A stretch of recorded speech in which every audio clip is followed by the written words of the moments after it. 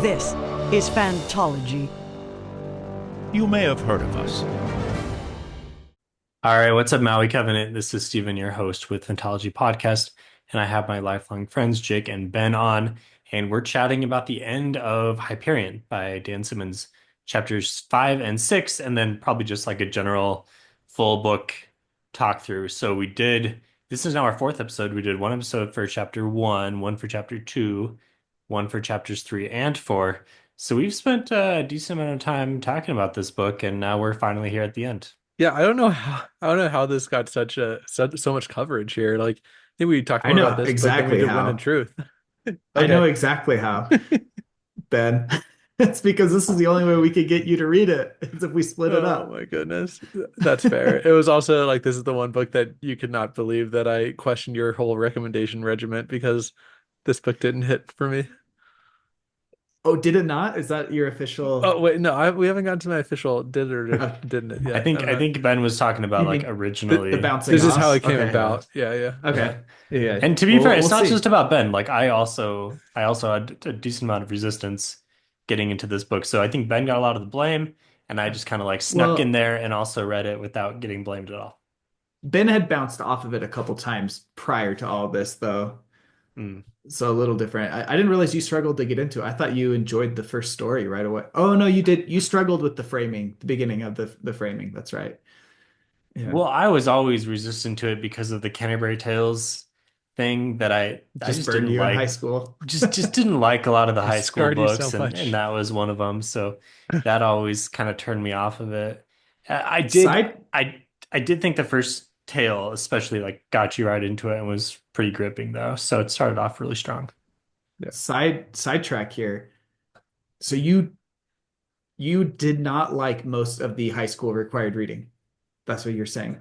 Correct. Man, Correct. I'm trying to think of one high school reading book I did not enjoy reading. Oh. I actually just recently like cleaned out, well, started the process of cleaning out my childhood room, and there were lots of high school books from there.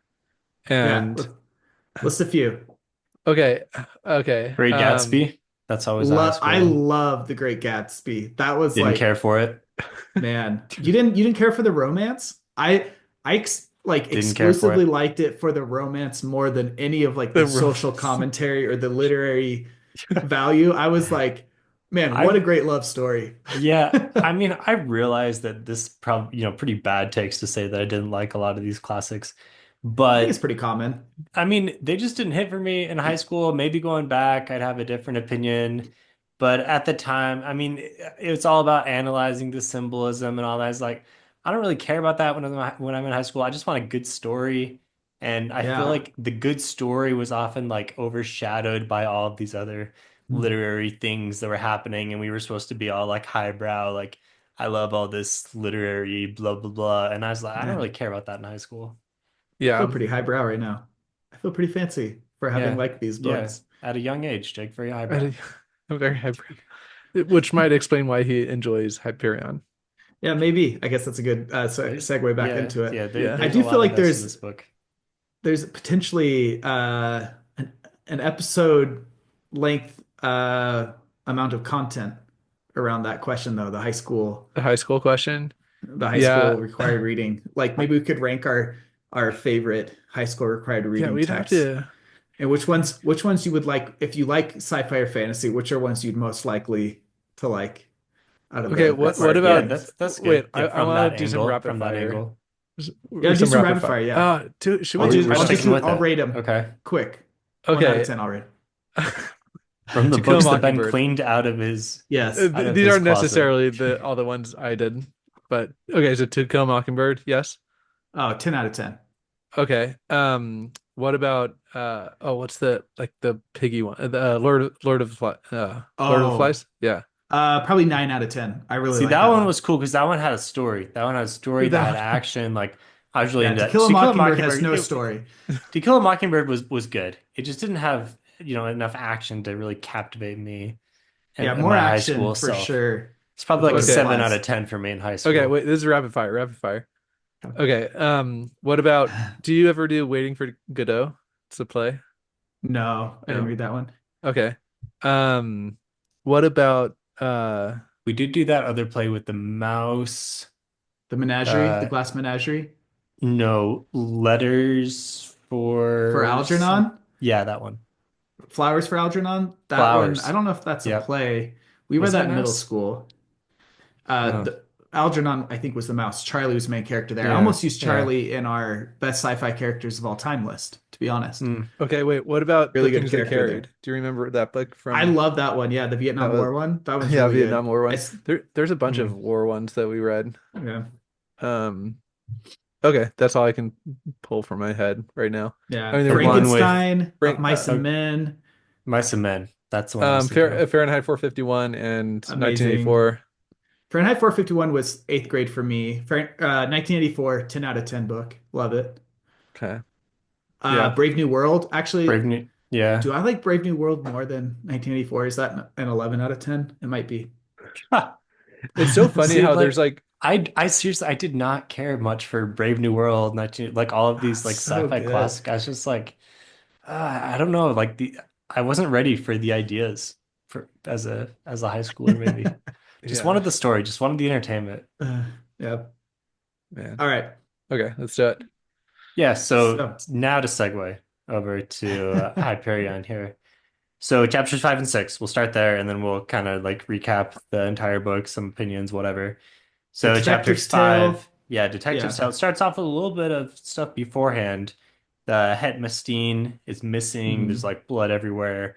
What happened to this dude? They find this Mobius cube thing, which maybe was mentioned before, kind of new to me. Seemed like that maybe like I mean it never got brought up again, so I'm assuming next book maybe is important. And then It's there's a little bit of basically like action there as Kassad like makes it back on the tram just in time. So a little bit of setup, but yeah, tell us about the cube. it's basically like a pocket dimension, right? Like Mm. they talk about like anything could be in it, and it's kind of dangerous to release it because it could literally be like a bomb going off inside of it, and then if you release it, then you release the explosion. So it's It's like a a little, potential strategy that could be used against the Shrike, maybe. yeah, yeah. I Mm. love how this totally encapsulates the discussion we were just having about Steven just wanting the story. He's like, "Oh, the stuff happened. I didn't really follow it. Like, let's just get to the story here." Well, I mean, it just didn't have any significance in this book. I Yeah, no, if no, if it came back in Wait, later, I'd be interested, but there's it this has cube thing, significance to the it's not important. story. I mean, it hasn't, yeah, I guess it hasn't, it's adding to the overall like present day mystery, but most of the story, most of this book, the stories are more found in the tales themselves. Mm. I guess because the main uh overarching story is them eventually confronting the Shrike, right? Like that's what everyone's anticipating. Are they going to confront the Shrike? How's it going to go? Are any of their wishes going to be granted? Like what's going to happen there? And to your point, the Mobius cube didn't really play into that at all. Yeah, and that's something that whole line of what you're just talking about, Jake, is something I want to save till the end to discuss because I think that that's where I Yeah. have the most thoughts around. I think so. Yeah. Anyway, let's Yeah, so let's yeah, get Yeah. into the We'll detective's pause there. tale. So yeah, so kind of a noir style murder mystery with AI twists to it. Yeah. For me, this one was the hardest read for me when I first read this book in high school. It was like, I don't know, I'm not a huge fan of the noir genre. mm, Um, More so back then. I've come to appreciate it a little more now, but I think it's one of the more almost exposition heavy. yeah. So I appreciate the story more now, like For having me, read all of it's it. like so hard not to take it as like tongue in cheek whenever somebody like does this. It's like where you're just like you've got to just kind of be making fun of the genre because it's always like I Are don't know, they? just How come? I don't. I feel like I don't know most enough about the genre to know like what is standard and what is like sure. stereotype, I guess maybe all I watch or consume of the genre is like the kind of making fun of it, but it's like I always kind of like imagine like the detective music going off like in the background and Yeah. like somebody, Which is why it's hard for me to read it right, usually. exactly. But that's what I mean. It's like there's It's been like gray. so much There's parody, some right? Like like, like you yeah, know, mobster accent grayscale. to it. Nicolas Yeah. Cage, Spider Yeah. Noir. There's actually it was Mm. there's a Netflix show where oh the guy from Arrested Development, it was like a Oh yeah, yeah. semi-scripted show. Yeah, yeah. That show's so funny Yeah, though. super funny. Yeah. Yeah. I don't know What what is that called? we should look it up. Which Murderville. guy? Murderville. Murder. Yeah, yeah. Jason It's Bateman? got Job. No, Joe. it's Yeah. got Will Arnett in it. Mm. Yeah. Well, so that was great. But that's my point is it's like that's all I can kind of think about You when I can't take read the like genre seriously. yeah, and Yeah, I get I don't know that. why. Yeah. I get that for sure. And like I think that's originally why this was probably my least favorite out of all the tales. But Yeah. yeah. It was pretty mid for me. I didn't dislike. Sounds like you guys both didn't really care for it. This was a more mid one, and I think part of the reason why I liked it was all of the information that we Yeah. got. Like it was very relevant to the story. So clearly, again, going back to like my preferences, I want mysteries answered. I want progress in the story, Yeah. and I feel like we got a lot of it here. Yes, it was somewhat exposition heavy, and you did kind of have to just like read it and say like, okay, When this I is when how I said things exposition are. But heavy, when I said that, I meant you get a lot of answers from it. I didn't mean that in a bad way. I meant that's one of the reasons why I enjoy it more on my rereads is it connects so much of the story um, that I appreciate the story a lot more.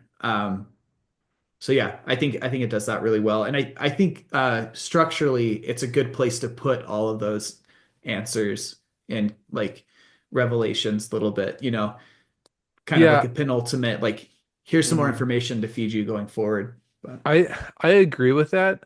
Um, I part of my problem with this one is that it just seemed like it was trying to fit so much into it.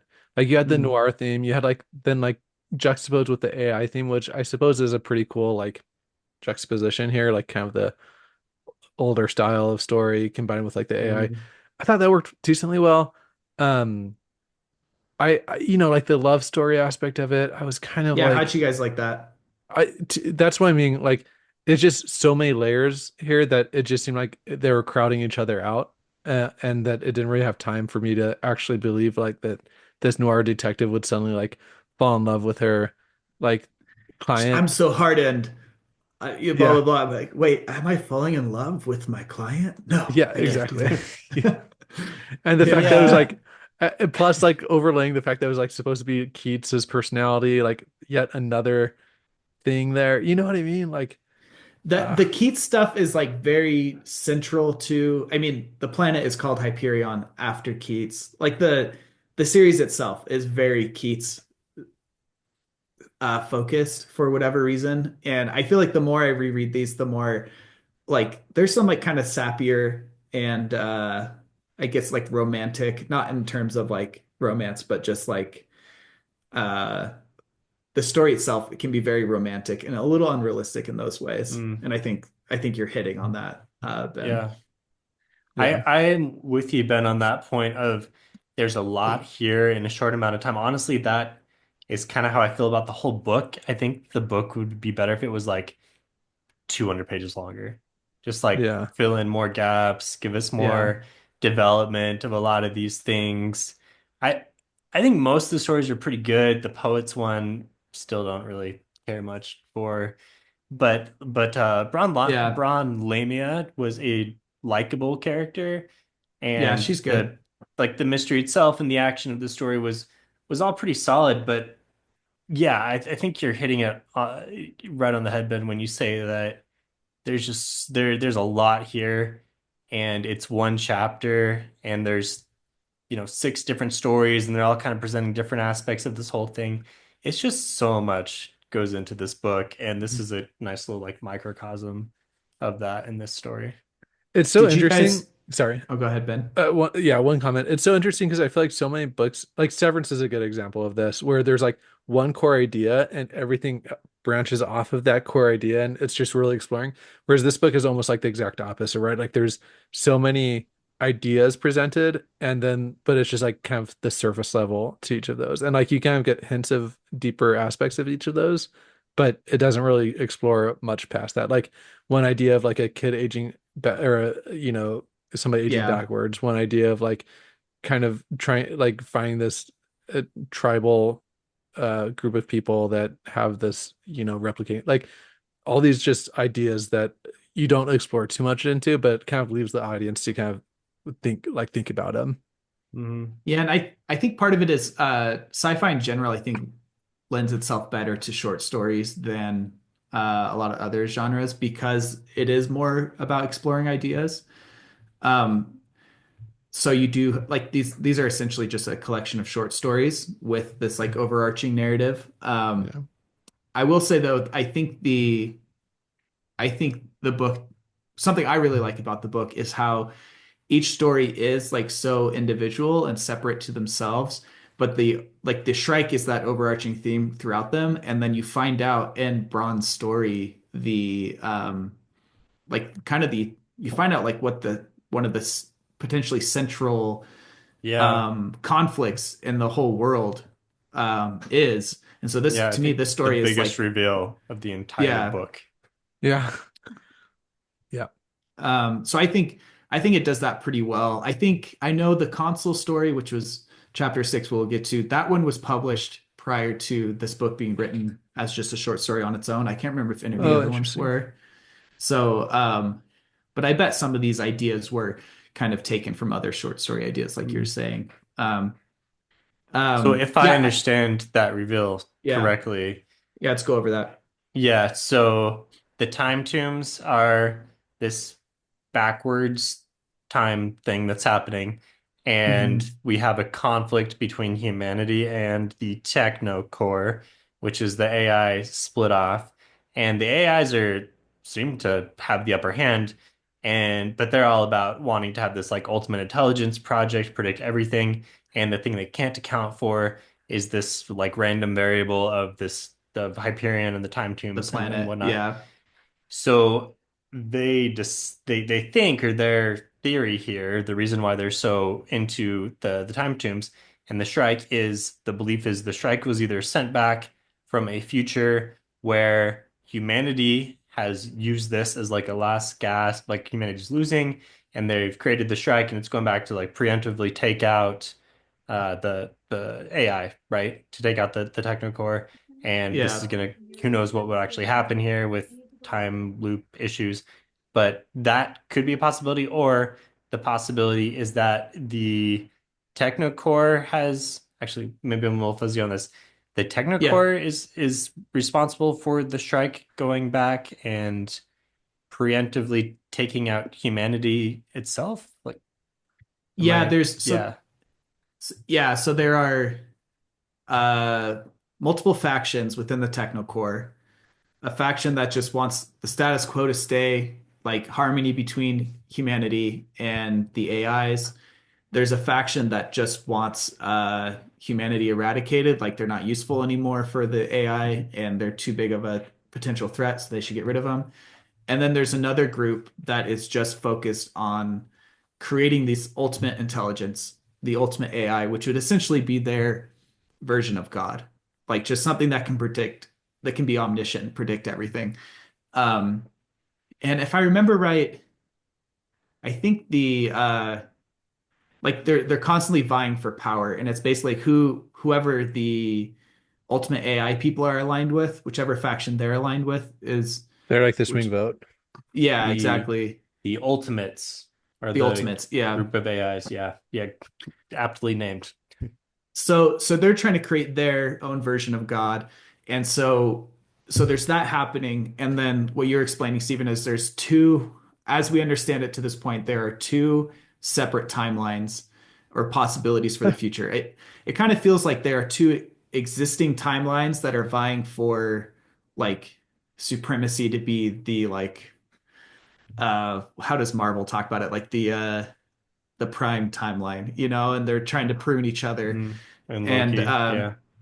and so the two possible outcomes of that are either humanity um, can win by sending back the Shrike to destroy the Technocore, or the Shrike is being sent back by the Technocore to destroy humanity. So it kind of puts the Shrike in this almost like duplicitous role where you don't know, like, wait, has the Shrike been helping this whole time, helping the humans, or has the Shrike been this ultimate villain the whole time to destroy humanity? Mm. And see, And as yeah, sorry, but like I kind of get that, but it just still doesn't really explain like the just carnage that the Shrike, like either one of those Seems doesn't more like a really. chaotic force than like a planned strike. Right. Yeah, exactly. yeah, Like it's like for sure. napalm versus like a drone strike. You know what I mean? Like, Yeah, Mm. for sure.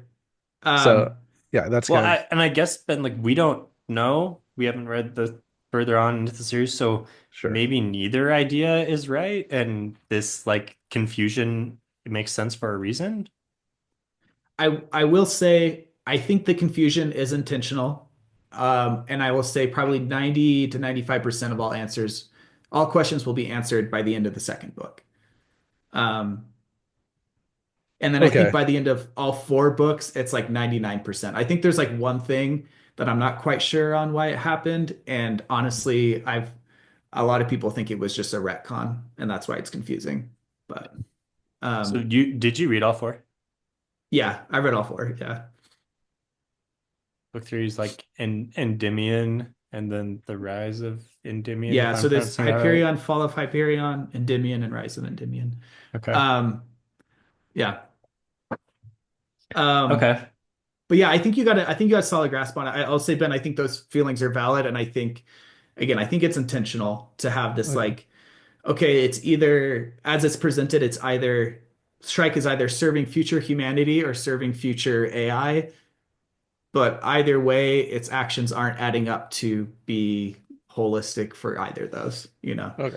Um, yeah. Fair enough. How Yeah. did you like the romance in that story, Stephen? I mean Or kind of like Ben, I or just buy that the characters could like hook up, but but the no like love, deep yeah, love. Yeah. yeah, like that, yeah, no, Yeah. seems strange. Yeah. Yeah. And I mean, Um my boy BB just got Yeah, short end man. of the stick all the way. Yeah. I think another thing that might make you enjoy the story more, I've enjoyed it more because of this BB If you say references reread, sorry, reread. like Yeah. you're liking more on reread. Yeah. BB references a character from uh the book oh my gosh, my brain is like short circuiting right now. Is it called Cyberpunk? What is the book called? Oh my gosh, this is embarrassing. Um, Well, he's a cyber puke is like yeah. the term in this book. Oh my gosh. Yeah, I'm talking about the book that like consolidated the cyberpunk genre by Neuromancer by William Gibson. So he references a character Of from course. Yeah. Neuromancer. And Neuromancer was like the book. Cyberpunk as a genre had like its elements had existed before with like Do Androids Dream of Electric Sheep and other things, but Cyberpunk was kind of like the distilling moment of like, I mean, Neuromancer was like the distilling moment of like, okay, this is Cyberpunk. Mm, And like anything Cyberpunk after that was basically using elements from Neuromancer, whereas Neuromancer had kind of gathered a few other elements from various works, but it was like mm, the um yeah, like that defining moment. And I think if you've read Neuromancer, uh, you'll understand that this story is like a very cyberpunk story, which obviously because of all the AI, and I think you'll appreciate it more because it's like pulling from. I think Hyperion, since reading Neuromancer in general, Hyperion like I understand the inspiration for a lot of things a lot more. It's like mm. Neuromancer and Dune kind of had a baby in my Mm. mind now. Man, So Jake you're needs saying a I have spin-off to. channel called Sci-Fi-tology. Well, I feel so dumb. I was calling it cyberpunk. I'm like, I know that's not the name, but that's all that's coming to mind right Well, you now. sure said a lot of things, and I understood like maybe a quarter of them. But Well, yeah. yeah, no. Um, I mean, yeah. I'm sure it would make it more enjoyable. I just like, you know, Yeah. I No, would I have. get it. Yeah, this I is not my bounced. bread and butter. Yeah, I wasn't a huge fan of it when I first read it either. come to appreciate it. I think another thing leaning into that like romantic side, for better or for worse, I guess Braun Lamia, the character, is named after Fanny Braun, who is John Keats' lover in real life, and Lamia, one of his poems. So like it's just like Dan Simmons really likes John Keats. Like that's what Yeah. that's what Yeah. we find That's what out we're through all of taking this. away Yeah. from it.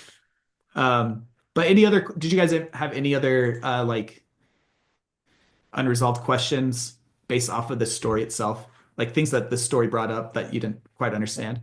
I thought it was cool that there was a moment in the story where they were speculating on like at this about the same time where I think she was talking to like the hegemony, gosh, can't say the word. Hegemony? Yeah, hegemony leader, and they were speculating Gladstone, right? They were Yeah. speculating like she was asking, how did this whole thing start?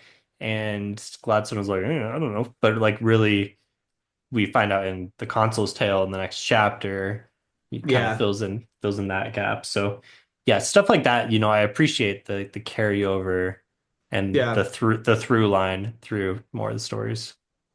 Yeah. I think that the final things I didn't really like grasp or understand, or maybe can't, I don't know, is like the whole memory transfer thing or whatever. That was kind of ambiguous, like how that could work, or I don't know, like To Oh, Braun. just with that like data loop thing that yeah, like he she's transferred like, all of oh his yeah, like here you memories or go, what. we'll do Yeah, this.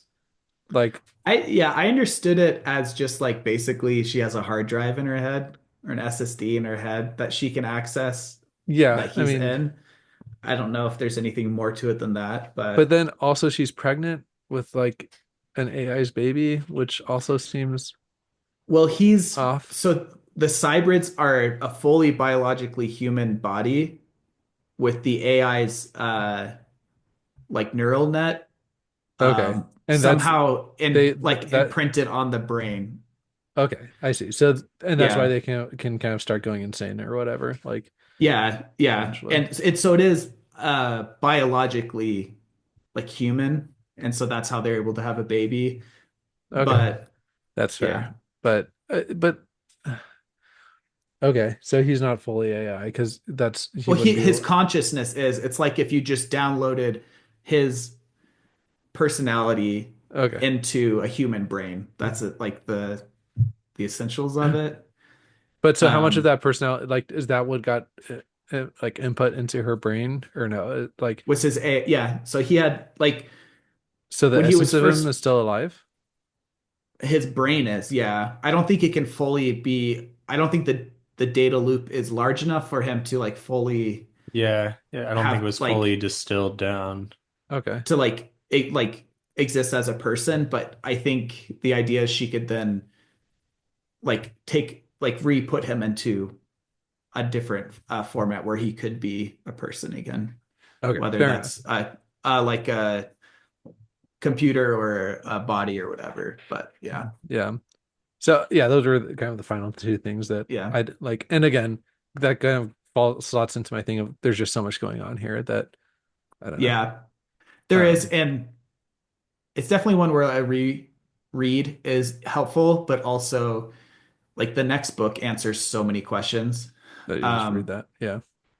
and but it is all there is also like as much as this is sci-fi, there's a lot of like Dune style kind of mystical elements to it that you kind of Yeah, just it's like, oh, okay, this is a it's like thing. soft sci-fi almost. Just Yeah. oh yeah, this works. Here you go. Yeah. Yeah. Yeah, It's like things that like, oh, we have no idea if this is even a thing, but I'm creating a thing like you would in a fantasy world, but it's yeah. framed sci-fi. But It's almost like the cool. Sanderson hard fantasy is more sci-fi than this is to some degree. Yeah. For some of the things that are brought up later on, yeah. Um, well, I guess it's anyways, we'll get there when we get there. Yeah. Okay, So chapter six. basically, Yeah. yeah, you find out that they really didn't want him going to Hyperion because of the unknown factor that Hyperion is and like the politics within the Technocore. Yeah. Yeah. Okay, so then Okay. on to chapter six, they go to the super creepy keep and hang out for a bit, and then they see Het Mestine in the distance, or who they We think thought was is, dead. yeah.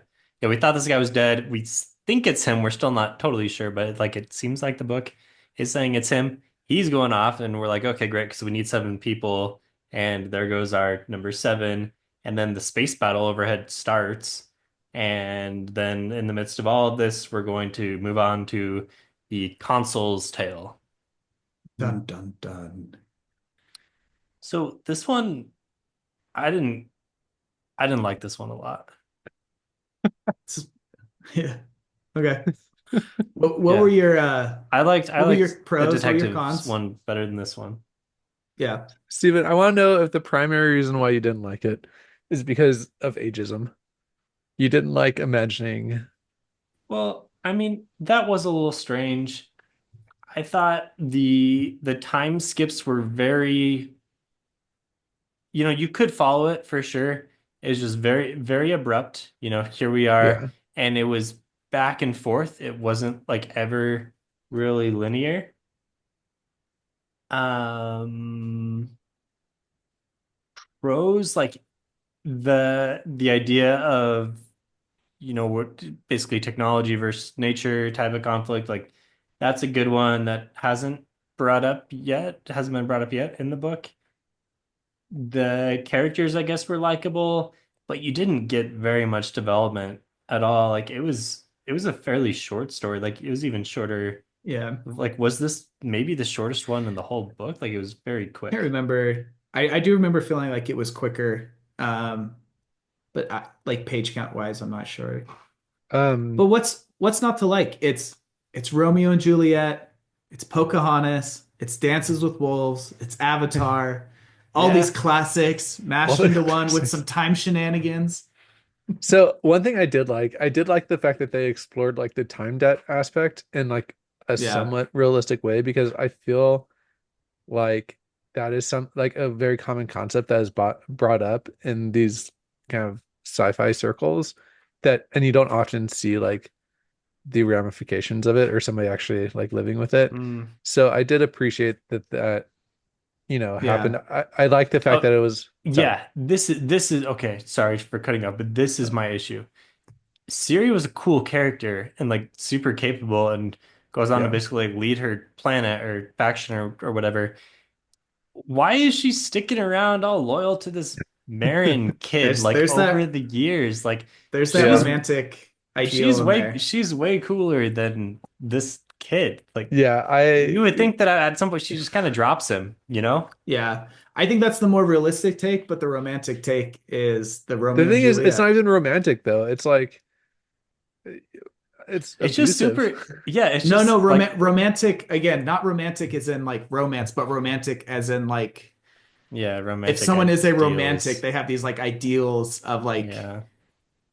yeah, Yeah. I But mean, their again, relationship is almost like purely it's like an sexual ideal. and It seemed that way, but it turned out it was purely love because she waited for him this whole time. but the thing yeah, is it but like was She was totally why loyal was to him this one-sided. whole time. yeah. The why is justified by the romanticness of it, which I No. get. Yeah, Yeah. See no, I mean again, that's why it is because Well, it's yeah, like I that's mean, what's driving it. Nothing else in the plot is really yeah, driving I the don't know that we can loyalty. like disagree with Jake, but we can say like, You can yeah, say you don't like that it for still doesn't sure. work for yeah. Yeah, you me. can. To me Yeah, this is almost like Dan Simmons being like I'm so awesome that women will wait for me for decades oh, on you think end. he's the self-insert? You think Marion Yeah, is the well, I mean, I think self-insert? a lot of these characters are I might think be. Silenus is the self-insert.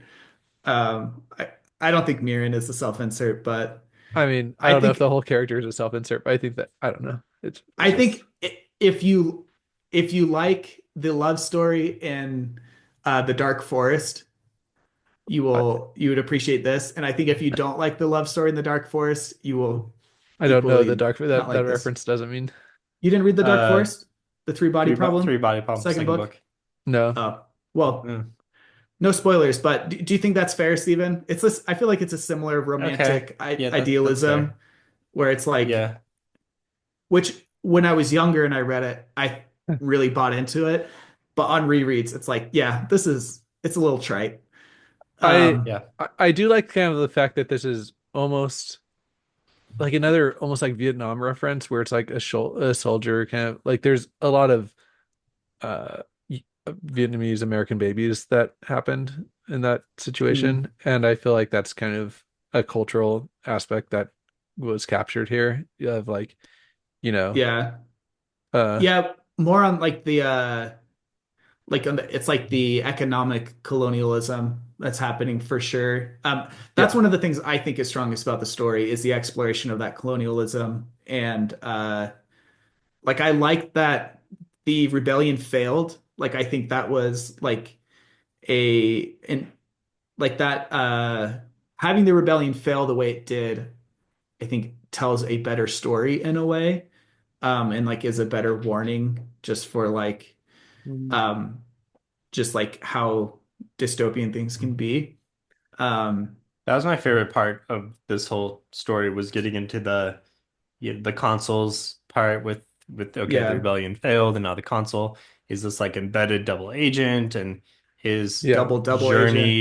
journey, yeah, double, yeah, right? Like this Yeah. guy's every which way and his information he gleans from the ousters and kind of learning a little bit more about these Yeah. ousters and then figuring out he opened the time tombs and kind of triggered everything. Yeah, we're like finally getting down to patient zero here. Did you I do suspect him to be the spy at all? no, I didn't Honestly, I Really? never really knew all of the characters well enough to have any ability to suspect anyone. I feel like you don't know the characters until they have their chapters. At the beginning of the Yeah. book, you're just like, who are these people? And it's not until they get some time to talk about themselves do you even know them well enough. Yeah, I the do spy kind element. Oh, go sorry. ahead, Ben. No, keep on going with spy element because I was gonna Uh, change it. I was just gonna say the spy element isn't really a mystery as much as it's just information to add more tension. Like it's not like a mystery to be picked apart and solved, I don't think. I think if he really wanted that to be a mystery, more like the mystery of what's going on, he would have had to change the structure a bit. So yeah, I don't think I think it's totally fine to not have like really thought about who actually is a spy other than knowing, okay, someone's a spy. So there's going to be like expecting some sort of betrayal at some point. But Mhm. I do like kind of the parallelism with the fact that he has viewed the ousters as not as like a threat, but like as like uh not like I don't know. He sympathizes with their cause and yeah, appreciates that they kind of mold to the environments that they're Hmm. given instead of trying yeah, to like terraform them, and how that like really kind of comes from this story that we're learning of his what grandfather. his And grandfather. Mhm. Yeah, yeah, and so I think that that was probably the strongest part for me was the you're telling one story but referencing another, and kind of he's telling that story to kind of illustrate why he is choosing to be a spy or a double agent or why he sympathizes with the enemy. yeah. I think I really like the colonialism aspect and like that dissection. I think that's really strong. And to the extension of that for the ousters, I think just as an idea, it's really fascinating to explore like ethical like exploration of space. Like the ethics of terraforming because like I mean on like on Earth we do so many things like setting up farms and things like that that are necessary to live but also like disrupt ecosystems and like if you had the technology to go to that nth degree of instead modifying yourself like and like is that the more ethical thing to do? I feel like as a society we're pretty like adverse to any sort of body modification in that way. And so I think that was a fun way to like show some of the merits of that. And like figure out like who's more human. Like if Yeah. like what defines being human? Is it your compassion? If it's your compassion, then although they look less human, they're probably more human by having more compassion for living beings around you. I But mean, as a society, we're barely getting to the point where body modification is yeah, possible in any like stuff like Neuralink and yeah. those things are like very, barely starting. So I could see that, Well, given century or two, like feelings around that could change. yeah. Um, but yeah, I think that part was really fascinating. And And I, like you said, Ben, I loved how you get that character growth from his family story to the failed rebellion, and then like him hating his father for just kind of like cowing, and then finding his own path towards rebellion, albeit a self-destructive one. I feel like at the end he's kind of like he has less principled action, less principles in terms of like this is what I need to do, as much as he's just like let's burn it all down. Yeah. But yeah, And then which with is that, very interesting to relatable. see how then everyone else reacts to him upon learning that this is the Yeah. guy that caused so many problems for all of their lives. Yeah, and is basically like caused the war that's now happening above Hmm. like the planet. Yeah. I Yeah, know and is even there's like a, caused the baby, or what's her name? Like the aging backwards and everything, you know? yeah, because he opened the time tombs, Mhm. right? Yeah. Yeah, Yeah. Yeah. interesting that they just kind of decide like, yeah, at this point we're on the journey. What could be like Yeah. you're part of us now. Yeah. What are we gonna I do? You got I, us. I think I think there's that like that shared trauma and like experience, like that bonding. But I think it's also like to an extent there's that selfish element of we need seven people, Mm, to get as far as we could possibly go.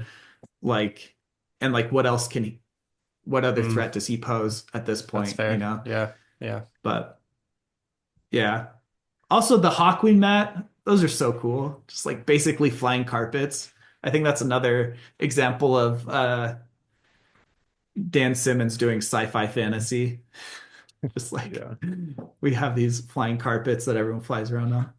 Um, One other thing before moving off of the story, something that is like a through line that connects into the sequels is they talk about intelligent life. Like up to this point, you just assumed that there hasn't been any intelligent life Okay.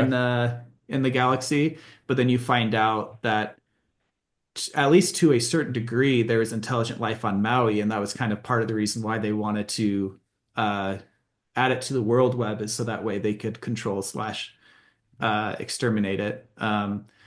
And interesting to think about just in general, like how would you even determine the intelligence of something else that's so alien to you? And then also, yeah, it plays into larger themes in the sequels. But Hmm. Okay, let's talk about the book overall. So let's get to your question, Ben, okay. of, the story ends It's messed without up, much of a man. resolution. Yeah. Yeah. You bring this whole time. Ben hates this. Ben hates It's so anytime a funny. book It is doesn't so funny. fully. No, no. It's so funny, listeners, because this whole like we've offline, like I think even in a different chat than Fantology, I've expressed frustrations with the ending of season one of Severance because it raised more questions than it answered, in my opinion. No, And didn't I raise more questions. and I feel like that in order to be satisfying, a book, it can still you can still leave some things you know unexplored, but you have to have some satisfying resolutions, and this book did not have that. It raised a whole bunch of questions and was very sparse in answers, like hardly any answers. Yeah, I feel like this is an apt comparison, and I feel like we can talk about pros and cons. But The Name of the Wind, another book that ends with so many questions unanswered, in like a way where like intentionally this book was meant to be part one of multi-book series. Hyperion was meant to be part one of more. Um, but I will But say The Name okay. of the Wind has a more satisfying ending. Like you feel like there's a full act structure to Yeah, the because completion. the I whole think book was there's, leading up yeah. to the confrontation with the Shrike. I'm fine if the confrontation would have happened and you still Yeah. have other answers, but like you have to have that Yeah. confrontation, I right? feel like we didn't, the promise of the book, as Sanderson says in his lectures, other people probably say this too, but that's what I'm familiar with. The promise of the book was not fulfilled Right. because from the beginning it was like the strike is the thing. We're gonna get some kind of like Ben said, it didn't need to be a full resolution, but we're gonna get some kind of confrontation and then we'll move on to the next book if, if necessary, whatever. Like the story will go somewhere, but we're going to get the big thing at the end, and we never got that. They're just still on the journey. And they're close, but it's just like this cliffhanger. But they're And always the cliff close. Yeah, and the cliffhanger is like fine. No, I don't know if I'd No, agree. they're not always They're not close. always close. They're close. Like the vibe I'm getting is, they're hours away from getting to the Shrike. Yeah, okay, that's But fair. why not include something of this at the end of the book, and then, if you need to move it into a next book with more information or more story. It makes it Yeah. feel. Yeah, sorry, Jake. No, no, keep Your going. response. No, No, you no, you guys share all your thoughts, and then Yeah. I'll say what I agree and disagree with, and yeah. uh, I don't know. It makes it feel like it's just a plot device for them to be. As Mhm. actually, if you had read Waiting for Godot, you would understand because That wasn't on my reading list, the play Full unfortunately. the play circle here. centers it centers on like I forget, it's obviously been like 10 what plus years, but centers on like a group of people that are waiting at this tree for this mysterious person to arrive, and like they're all just Oh, like very similar. Very yeah, similar. they're all just like wait like, Okay. and so they're waiting for Godot, and whenever somebody comes along they have like these meaningful discussions, and they're just like wait, but like it Very turns out similar. that this Wow. person might not ever come. Yeah, I'm sure I Yeah. butchered that, but that's kind of the theme of the book. So yeah, Was this one? Yeah. sorry. No, no, Even that's with fascinating. even with Name of the Wind, like I still don't feel like it's a fair comparison because we never have a promise in Name of the Wind that we'll get any further than the first day. And that is where the story Right, gets right, to. Not everything is right. answered, but you don't end with this dissatisfaction of like, you told me at the beginning of the book this was going to happen. It never happened. And that's kind of how I feel at the end of this Yeah, one. I wasn't saying the comparison is that they should feel the same satisfaction at the end. I just think it's similar in that the story is being told that is going to take multi parts, and the Name of the Wind uh doesn't answer most of the questions you have in terms of like how does Quoth get to where he gets. And the reason why I think it's an interesting comparison is although you still have so many more questions or so much more you need to know that you need to find out, it feels more satisfying than the end of Yeah, Hyperion. and I think it does go back to the promises part of it, right? Because we know that here's my thing. We know that there's a story past the visit to the Shrike, because there's no way that they're jamming three more books into the time between now and the Shrike visit. And if they do, then I don't know, whatever. But so why couldn't we just have the Shrike visit at the end of this story and still have, the three Yeah. books afterwards? You know what I mean? Yeah, I And this think is us with no yeah. idea what happens Yeah, no, further into Yeah. the story. Maybe, however it's structured, there's like Dan Simmons is trying to put this together. He's like, the story I want to tell just doesn't work for this to be in this book. I have no idea. Yeah. Okay, so my response to that would be let's talk over about the promises. So you felt like there was an implicit promise to confront the Shrike at the end. well, Yeah. No, yes, of that's what course. you're saying. Yeah, Was that I, yeah. Yeah. Okay. yeah. Yeah, I'd agree. I'd agree with that. I think that the most resolution we get at the end of this book is just really from uh and it's been a minute since I read this because when we started reading this, I just burned through the first two books and I couldn't hold back. But I feel like up until Bron's story, it was all just kind of setting the scene and like more world building and bringing up these like mysteries. And then Bron's story was the first one that started to answer some questions. And then the console story answered a few more questions, right? And I Sure, don't but think any like, of the I'm not okay, okay. doing a rebuttal at all. I'm just exploring the arc of the story. So if I is that accurate? I'm trying to remember. Did any of the other Yeah. stories really answer any questions? The most satisfying answers for me were those things you just mentioned. Yes. So in terms of resolution for the book, the most resolution you get is okay, we have an idea of what the Shrike is doing, potentially one of two things. We still don't know which of those outcomes is the truth. And either one, like you said, Ben, there's still like some like the actions don't add up for it to be Right. um just one of those from the information we have.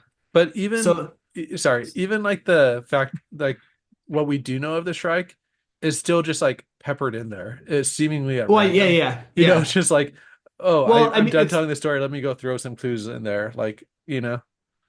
and then you find, and then the other piece of resolution you get is through finding out the console opened the time tombs and how they opened up and why. So you find out. So all you find out is, okay, why is the Shrike here? To a Potentially. potentially a limit At of least we have some like possibilities. questions that we were asking. Yeah, around Well, I that. guess no, we know why the Shrike is here because the console opened the time tombs, and you know why the console Yeah. opened the time tombs, and you know we have likely reasons as to the Shrike's motivations, And but it why still it's leaves such this why it's this big intergalactic yeah, conflict. yeah. So now we understand why like the stage has been set the way it is and everything and Hmm. like the current events.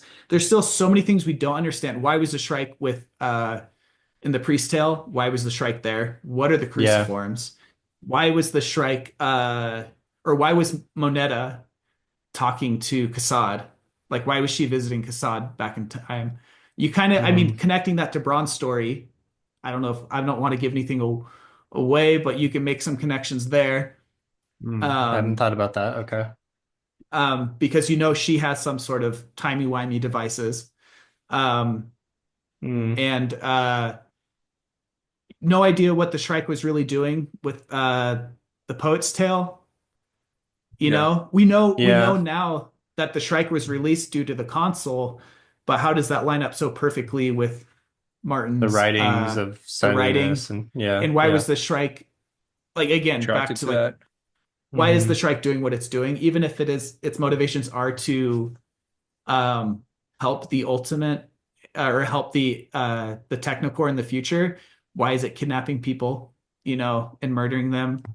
Um, so yeah, Yeah. so a lot of those questions unanswered. So I think it's fair to be disappointed with that promise. I think as a um, the things that make it worthwhile in my book and like make it ascend past those critiques is that first of all, I think it's just like beautifully written. It's like one of the most like tightest pieces of prose, just like start to finish, the framing device, and all the stories themselves. And I think, um, although not all the answers are given at the end, I think it does like just lace together this perfectly woven like tapestry of stories and like interconnectedness. Um, and the other thing that I think for me is that like I knew there was a sequel going into it. So like I had the faith that I'm going to be able to read more and more questions will be answered.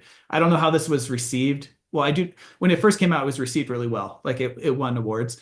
I don't know how much of this criticism was there of like we need more answers or if people at the time were like expecting okay, we'll get a sequel, we'll get these answers. I think But it for was your guys' sorry. context, Yeah. oh go ahead. I was gonna say I think it was a lot more popular, I think, in the past to kind of write these continuing epics, Yeah. um, similar to like the Wheel of Time. But anyway, that's kind of beside the Yeah, point. and like if you consider it solely as a collection of short stories, I think it works really well. If you considered it that and never got a sequel to answer the rest of it, I think that's fine. I think the mystery for me is it's enough to like the ambiguity of what the Shrike is doing is good enough to within the context of just a collection of short stories. For me, that would work perfect. But I get that's not everyone's cup of tea. But for you guys, I told you from the beginning, from the very beginning, you're not going to get all the answers until the end of book two. That's true. So, Yeah, okay, so that's fair. promises. We're talking about promises. I made a promise. All But right. You okay, when can't. you say you're not gonna A get all the promise, Mr. answers, that means Frodo. one thing. We got none of the answers. We got I like just went over all the answers we got. yeah, you No, got yeah, you can't say none. We got some. We got we some. got some.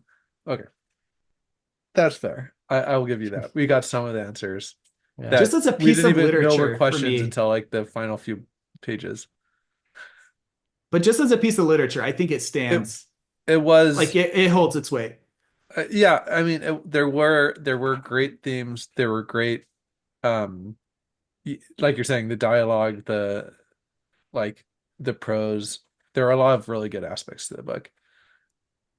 And Okay. honestly, I I might read book two. I haven't decided yet. Okay, that I think this is the like my follow-up things before we end the episode are you going to read book two first of all? tell us what we can expect in book two, obviously without spoilers. Like I'm assuming Ooh, hard to know. I'm What to guessing say? it's not a Oh short yeah, story.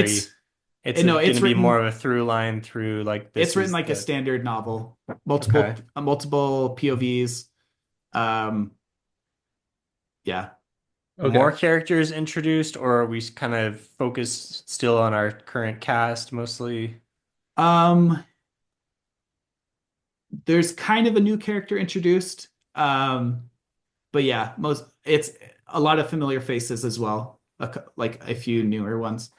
Okay. Um, I don't think it's written as well as the first book, but I think part of it is he wanted to write this conclusion and he couldn't do it in a way as perfect as the first book's framing, like Mhm. structure and everything. But I think it's still really a good, well-written book and Okay. entertaining. And so when you say that 97% of the questions are answered, does that mean the end of the second book is an ending, even though there's a third book and a fourth book, or like how, Yeah, I mean, they're two obviously without duologies. spoilers, but okay. Oh, Okay. They're two duologies. okay.